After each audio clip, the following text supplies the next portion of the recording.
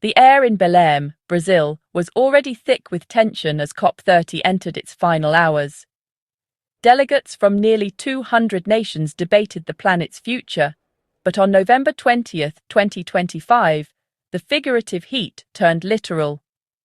A sudden flicker of orange fire broke out, transforming the climate summit into a scene of chaos. Over 50,000 people, diplomats, scientists, activists, were gathered at the symbolic mouth of the Amazon, now facing immediate danger. The irony was devastating. A fire, the very symbol of ecosystem destruction, erupting at the heart of climate talks. Smoke snaked through the corridors, shattering the sanitized language of diplomacy with a pungent reminder of real-world consequences. The blaze, starting subtly, grew rapidly, consuming temporary structures and igniting panic. The mission to save the planet was eclipsed by the urgent need to save lives. The fire became a powerful metaphor for the climate crisis, leaders confronting a fast-moving emergency while debating a slow-burning catastrophe. The chaos exposed vulnerabilities at the center of global governance, underscoring how quickly systems can break down. The fire didn't start in the main hall, but in a rural pavilion dedicated to African initiatives near the main entrance. The fabric-roofed structure, built for temporary use, proved dangerously flammable. Once ignited, flames tore through the pavilion, sending burning debris and thick smoke into one of the busiest areas. The summit's massive scale, over 50,000 attendees, turned evacuation into a logistical nightmare. As alarms blared and shouts of "Fogo" echoed, crowded corridors became choke points and panic spread. The fire struck at a critical moment, disrupting negotiations when time and stakes were highest. For many, the first warning was the smell of burning plastic, not a siren. Annoyance turned to fear as smoke thickened and shouts of "fire" cut through the crowd. Diplomats abandoned decorum, scrambling for exits in a desperate rush. The lack of clear guidance fueled chaos. Evacuation felt improvised, not planned. Amid panic, some delegates helped others, but confusion reigned. Many reported no alarms or emergency lights, only shouting and uncertainty. Outside, shaken delegates searched for colleagues and answers, the sense of security shattered. The fire emptied the building and fractured the focus essential for high-stakes diplomacy. The first responders were UN security and on-site teams, who rushed in with extinguishers to slow the blaze. Their quick action bought time for evacuation, preventing catastrophe. Within minutes, local fire brigades arrived, fully extinguishing the fire in about 30 minutes. Miraculously, there were no fatalities, though 13 people were treated for smoke inhalation and others for anxiety. The response exposed gaps. Delegates criticized the lack of clear evacuation procedures and direction. The technical firefighting was swift, but crowd management was dangerously disorganized. The incident revealed a critical weakness in summit logistics. Safety, it turned out, was not as robust as the world expected. As the smoke cleared, attention turned to why the fire happened. Early reports pointed to an electrical failure, likely a short circuit in the pavilion's wiring. Complaints about exposed cables and leaky roofs had circulated for days, with warnings ignored. UN Climate Chief Simon Steele had formally raised safety concerns before the fire, citing malfunctioning systems and security risks. The summit's logistical nightmares, flooding, shortages, sweltering heat, were symptoms of deeper systemic failures. The fire felt less like an accident and more like the inevitable result of compromised safety. The fire's story is best told by those who lived it.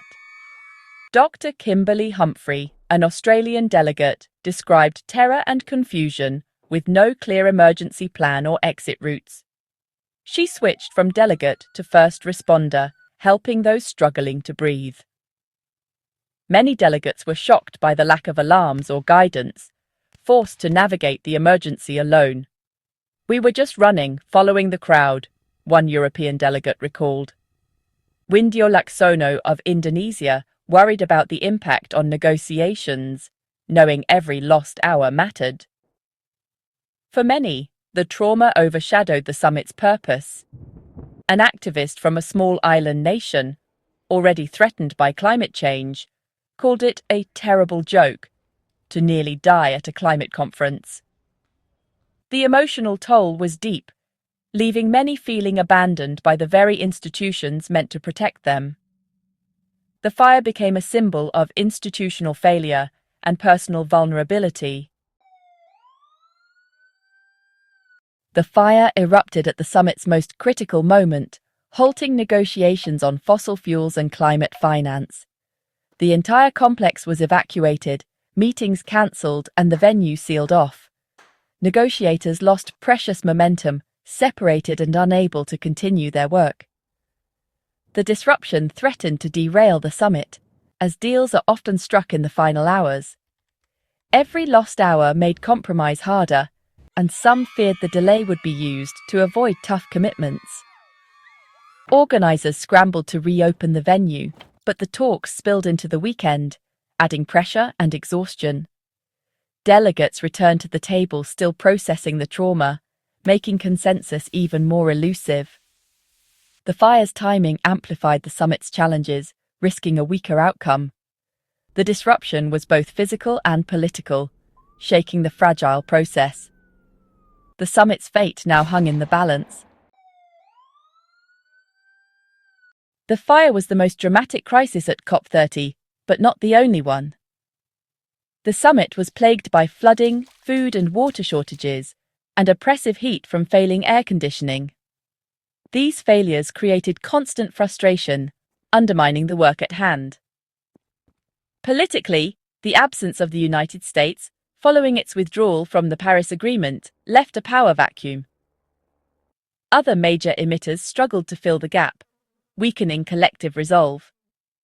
The central battle was over, phasing out fossil fuels, with strong opposition from oil-dependent states. The fire disrupted talks at their most sensitive point, threatening a breakthrough. The final agreement, the Mutiram, fell short, calling only for voluntary reductions, not a phase-out. Environmental groups slammed the outcome as weak, despite some progress on forest protection and climate finance. The summit's chaos and compromise defined its legacy. The fire at COP30 is more than a dramatic event. It's a metaphor for the climate crisis. Leaders gathered to address a slow-burning catastrophe were confronted by a literal, fast-moving one. The incident exposed a culture of neglect and corner-cutting, echoing failures in global climate action. If we can't ensure safety at a climate summit, how can we transform the world's energy systems? The fire revealed institutional fragility and eroded trust, especially among vulnerable nations. Delegates' safety was compromised, deepening cynicism and making future cooperation harder. The smoke that filled the halls symbolized the confusion clouding our path forward. The talks ended with a compromised deal, but the image of fleeing delegates should haunt us. The climate crisis is not distant, it's here, capable of erupting into chaos at any moment. The fire in Belem is a wake-up call. The question is, will we finally heed its warning?